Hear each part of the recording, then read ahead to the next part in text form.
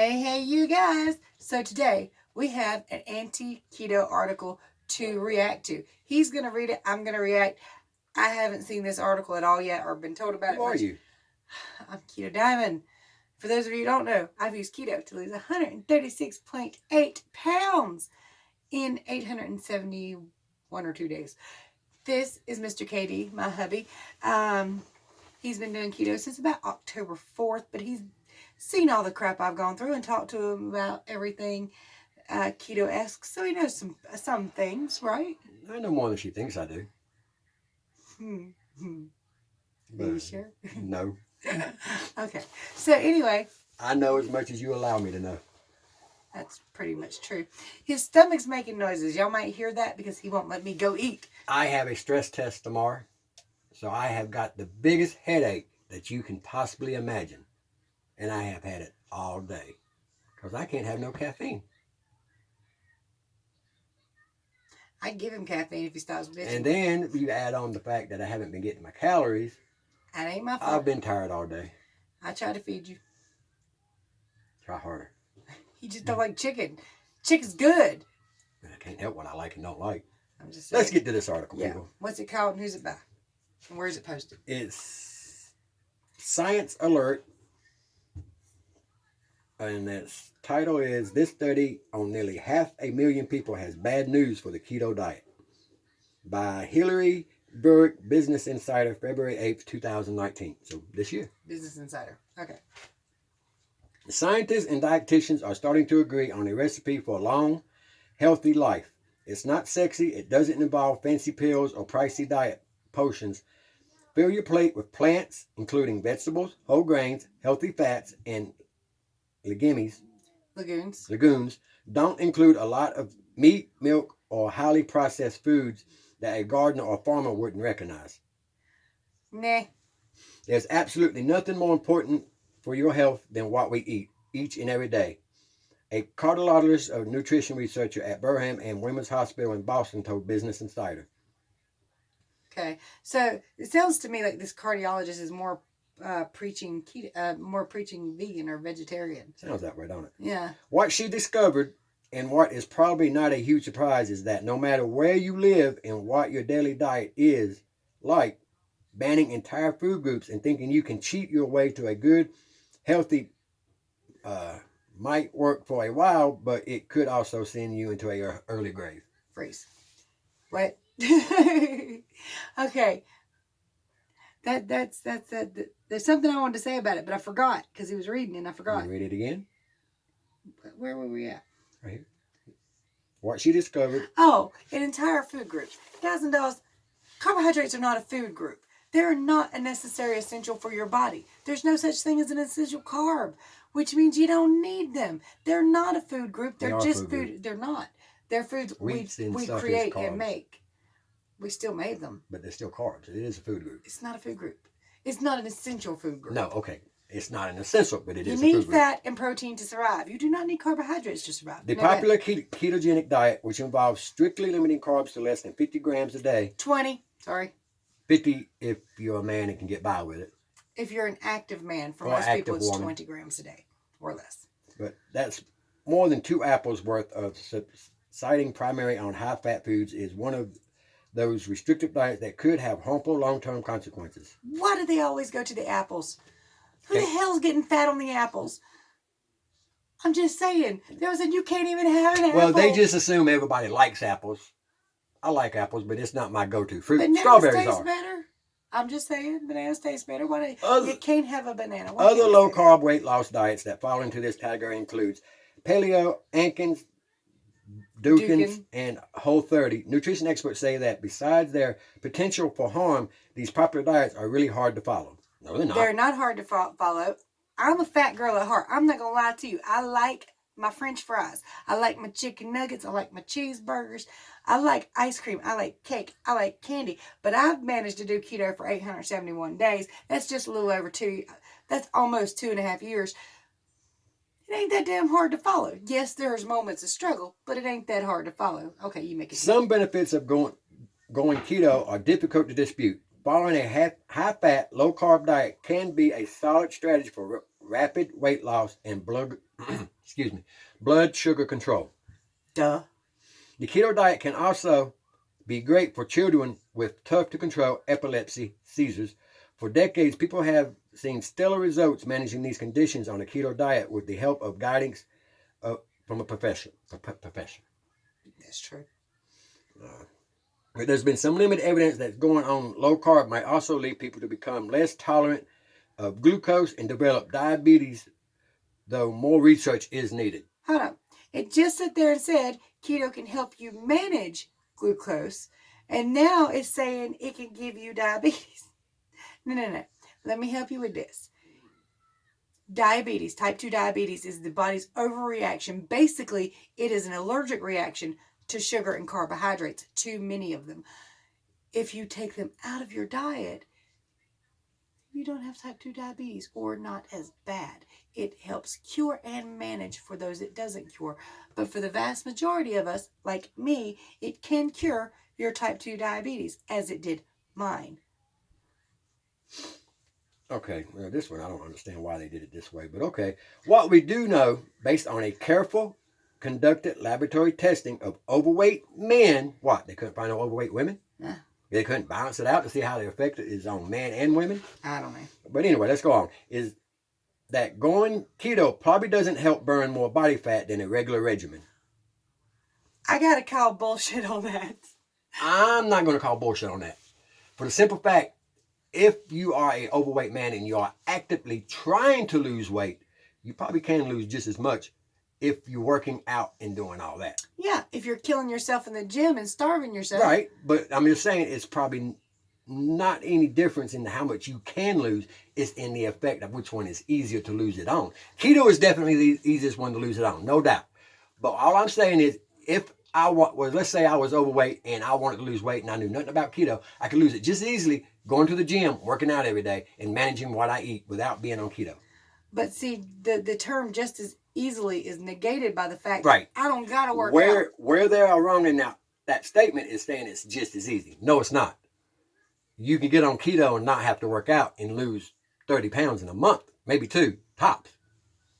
Yeah, if you're super morbidly obese, you're not going to lose that much weight. I did.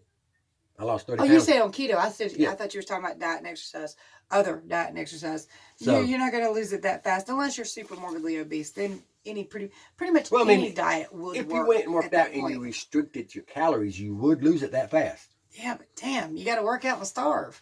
Right. This way I don't got to do shit and eat. Keto's the better way. Let's do keto. I'm just saying. Okay. Instead, it forces people to dramatically curb their sugar intake. Remember, sugar is 100% carbohydrate, and kick processed foods to the curb.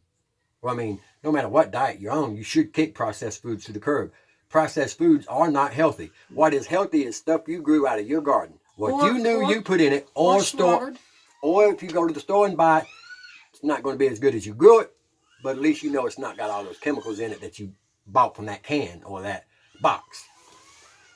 I'll allow that. Those are both good habits of overall health and blood sugar levels, and they can help reduce your likelihood to develop cancer. Yeah? Wait. Yeah, okay. Yeah. I mean, getting rid of processed foods and stuff like that will help you get rid of it, no matter if you're on keto or not. Get rid of processed food. If you ain't going to do keto, get rid of processed foods. You know, a month before I started keto, and I don't know if you were even aware, but I worked out every day for a month before I started keto. I also took out... Behind the washing machine. Yeah. I also took out... I'm a little shy. Not really. But I was hiding from the kids because my son told me I looked stupid standing there doing that. But anyway, he wasn't lying. What the hell was I talking about? About going to the next article. What? About me going on to the next article. Read that last statement again. I think I missed something. Those are both good habits for overall health and blood sugar levels, and they can help reduce your likelihood in developing cancer. I know what the hell I was saying now. What I was saying was that before I started keto, I tried a diet of my own accord. What sounded right to me was basically just fruits and vegetables and lean cuts of meat. So it was keto with fruit. I wasn't obviously getting in ketosis because of the sugar in the fruit, but I kind of started there and weaned my way down. But getting rid of everything, like all the grains and everything, I did get rid of blood cancer, incurable blood cancer. If you hear our grandson in there screaming, He just wants attention. His mom and dad's in there with him. But like taking aspirin, eating a special high-fat, low-carb diet probably shouldn't be an everyday habit for otherwise healthy people. Our bodies simply aren't designed to fuel up on fats unless we're literally starving. Hold up. Like taking aspirin, you shouldn't do it. But doctors, cardiologists will give you an aspirin every damn day. It prevents a heart attack. Yeah, but you really shouldn't have to do that. Yeah. It's not necessarily good for you. It is a chemical that you're putting into your body. However, a low-carb diet is not dangerous. Not even every day. It's ridiculous. Okay, good. Even Josh, a keto evangelist, did I say that right? Evangelist, keto preacher. I guess has said it's not a diet that should be followed for more than a few months at a time. Josh is an idiot. I don't know who the hell Josh is, but he's an idiot. Finally, low-carb diets make it easy to neglect key nutrients like magnesium, calcium, and potassium. No, it don't. Actually, that's one thing we do preach like crazy. A keto evangelist such as myself will tell you, keep your magnesium, potassium, sodium in check. Otherwise, you're going to put a hurting on yourself. You will get mineral deficiencies. But you can get all of that on a keto diet without taking anything. You can. Plenty of vegetables with your keto diet. She just don't like vegetables, so I don't give them. I feed him vegetables every damn day. But before he started keto with me, y'all know mostly I was a carnivore and I had a few greens here and there. But I could take vegetables or leave them. He cannot. However, at the back of my calves start hurting real bad, and it's like potassium or magnesium. I ate a whole bunch of collard greens, right as rain. That can be plentiful on less restricted diets with fresh, high-carbs food like beans, bananas, and oats. Yes, you get a lot of potassium, magnesium, calcium from all that. You actually get more potassium from a steak than you do a banana. But I'm just saying, you do get a lot from it, though. Well, no, not really. They always preach bananas because they do taste good, and most people will eat them. But the truth of the matter is you'll get more potassium from a pork chop or steak than you will from that banana. So, more studies suggest that people who eat whole, nutrient-rich foods live the longest and have the lower risk of health. Okay, now they're saying this as a regular diet, you know. But whole nutrient-rich foods is keto. But you can get that in keto. All you meat, cheese, eggs, green leafy vegetables. That's whole nutrient foods. But what they mean is you need to add wheat into it. No, you don't. More research backs up such and such study, August of European Society of Cardiology and Congress. Researchers who presented at that conference studied the self-reported eating patterns of nearly 25,000 people in the U.S. and compared their results with studies involving more than 447,500 people. Again, they found that those who ate a moderate amount of carbohydrates were more likely to live longer than either low-carb or high-carb dieters. I was doing a moderate carb diet, basically. I wasn't eating a slew of carbohydrates before I started keto. But that moderate carb, sad American diet they had me on, or that I was doing rather on my own because that's what we were taught to eat, was killing me. The low carb diet, the ketogenic diet is saving my life. So I can just say bite me to them. That's all. It wasn't hurting me, but I don't think it was doing me any favors. And with my family history, I'm pretty sure I was headed for a disaster in about 20 years. He's talking about with Alzheimer's and Parkinson's. His family, it runs in his family really bad, and some heart disease too. Every guy in my family has had Parkinson's. My dad has it now. My grandpa had it. My great-grandpa had it. So I would say my chances of getting it is pretty darn high. It's pretty high. So we're doing everything we can to help keep his brain functioning properly. And for those of you who don't know, Alzheimer's is type 3 diabetes. Again, you can't get that without sugar, okay? So, well, I mean, you can. There are other ways, but sugar is a catalyst. Our study suggests that the long-term low-carb diets are linked with an increased risk of death from any cause and deaths due to carnivore disease. What? Cardiovascular. I was like, what the hell is carnivore disease? Holy crap, they're making up stuff. Whatever that word is. Wait a minute. Cardiovascular? And the next one. Disease and cancer. That's a person's name. No, this one. That's this. Oh, cerebral. I don't freaking know. She don't know neither. But it's another disease. And cancer.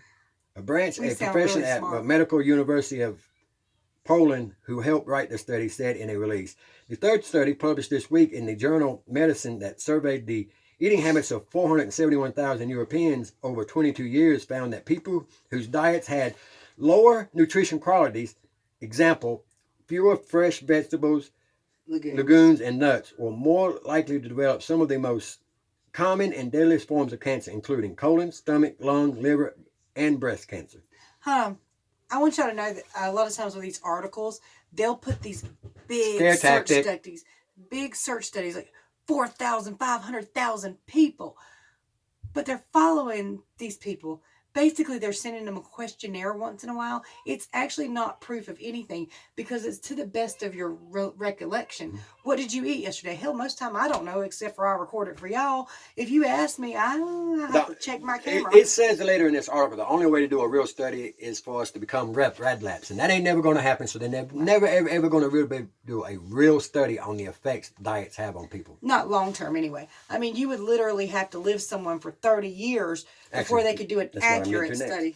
It can be tricky calculating the precise kind of diet that leads to a long life. Part of the problem is that, thankfully, we don't live our lives in a highly controlled laboratory condition. No, we do not.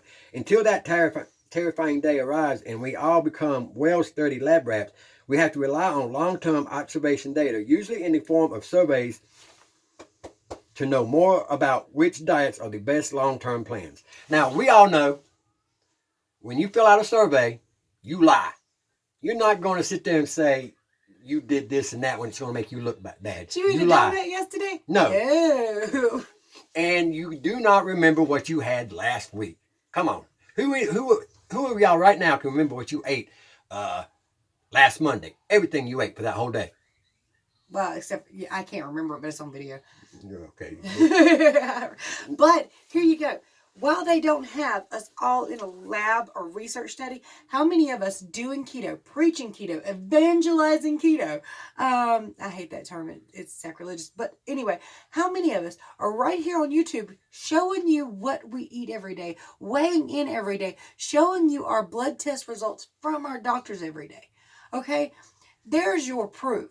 My proof is in the fact that I started keto with 25 medically diagnosed diseases and I have one left. It's just stubborn as all hell. Stop squishing my fat roll. Keep your comments, your ranting a little bit lower so we can get through this. I like to rant. That's my favorite part. Damn it. What do I say every day? Let's rant, rave, and misbehave, okay? And study after study, survey data from around the world has shown that people who stick to limited amounts of meat, dairy, and processed food, again, they preaching vegan, and processed foods will fuel up on fiber-rich plant-based foods, including vegetables, whole grain, nuts, and yes, even carb-heavy beans have some of the best health outcomes. No. They were not processed, she said, of the diet of people in their study who lived the longest. But see, here also is another problem with their study, is that they want to cut out all these things. Okay, people who eat this, and this. But how about if they just cut out the processed stuff? I mean, did they ask anybody who just cut out the processed stuff? Those people probably were just as healthy. Now, to give you an example of what they was eating and why these people are a little bit healthier, well, it tells you right here. The people who consumed whole grain rice, not white varieties, they ate plants like fruits and vegetables, not more processed versions like fruit juice and smoothies. Those are the people that had longer lives. But, yes, well, but that is no different than in the keto diet. If you go to the store and you buy processed meat, and I'm going to the store and I'm going straight to the butcher and getting real meat, I'm going to outlive you probably. That processed food's got a lot of chemicals in it that you don't know nothing about. Yeah. That's true. I mean, I've been doing keto for a long time, and on occasion I try to use stuff like ham. I've not found a ham yet that doesn't kick me out of ketosis or make my water weight go up. And it's almost all processed. So, I mean, if you could find a really good ham version, you'd probably be fine with that. But just about all that processed meat like that is going to mess with you. It's not good for you. If you just simply take out processed foods, if our biggest problem was only processed foods, it wouldn't be a big deal. We could come off of just that, still eat our meat and vegetables and everything. I don't think that it is our only problem, but I do think processed food is the majority of the biggest problem. All right, you go back into the 30s and the 50s, there was not a lot of obesity. There was some, but it wasn't. It ain't like it is today. And there was a lot less processed food. You went to the market, you planted your own crops, and now you got all these processed foods, fast food restaurants. That is the cause of obesity in America. It really, really is. if you did not have that, if you did not have that drive-through lane you could drive through when you didn't feel like cooking, well, you probably wouldn't have ate that meal that day. That's true. Most of us don't go. I mean, some of us do make homemade cheeseburgers. Absolutely. But it's rare. Yes. You know, more likely after you're going to you've make done some work, kind of beef or something. After you've done work 12 hours and you come home, you don't feel like cooking like a big meal. Or at least I don't. I'm sure you don't. I've never seen you do it. I well, wouldn't know. I'm a terrible cook anyway, so I leave it all to her. But my point is, some of that article is very true. You take out processed foods, fast food, that is the leading cause to obesity in America. You cannot deny that. No. Well, I mean, you think about processed foods, though, is also anything like Little Debbie's and stuff like that. Or anything at a fast food restaurant, because it all comes in a box. It's all processed. Yeah. Fiber. Let's talk about fiber. This article I do agree with, but I don't think you have to be extremists like they talk.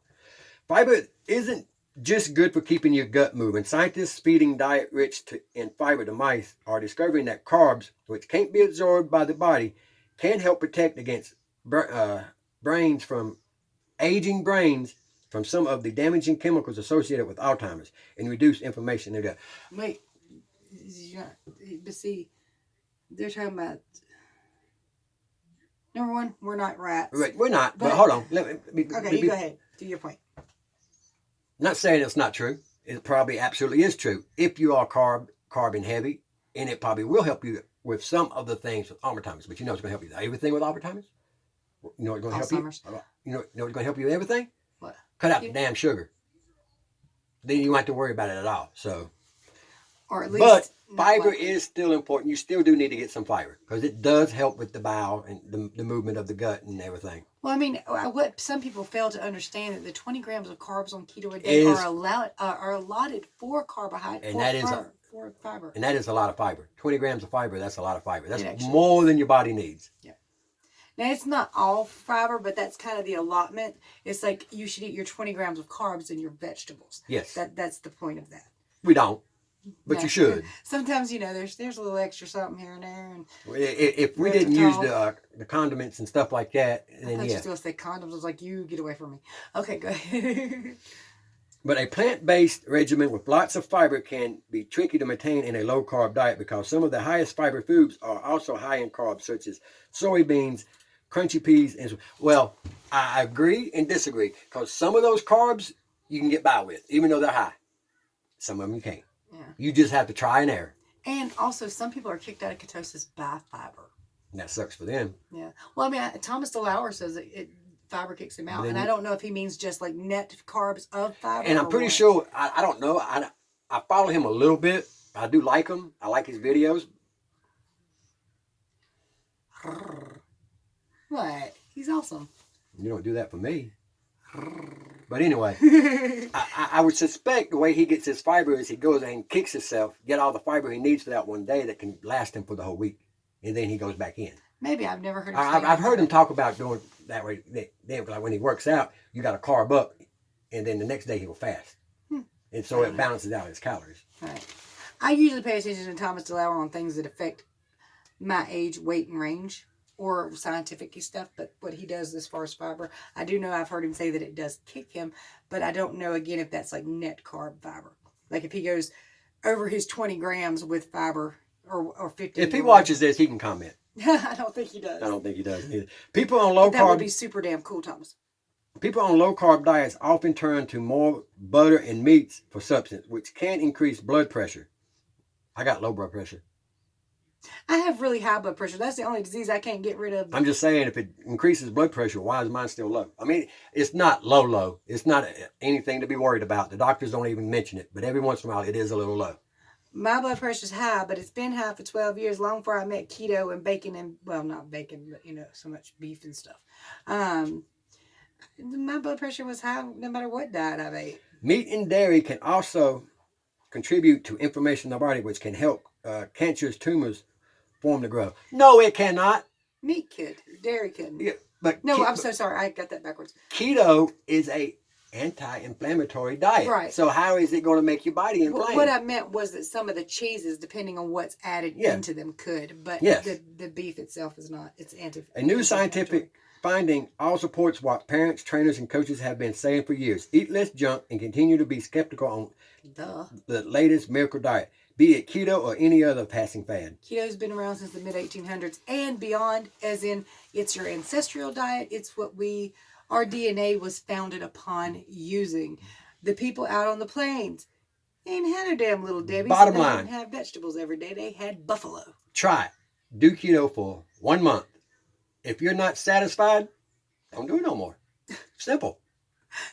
Or just contact me and I'll tell you how to do it right. Or contact her because you probably did it wrong. But well, I mean, I was doing it wrong the first time. Most of y'all that's watching these videos are already doing keto or thinking about keto. You just came out of here as a bitch.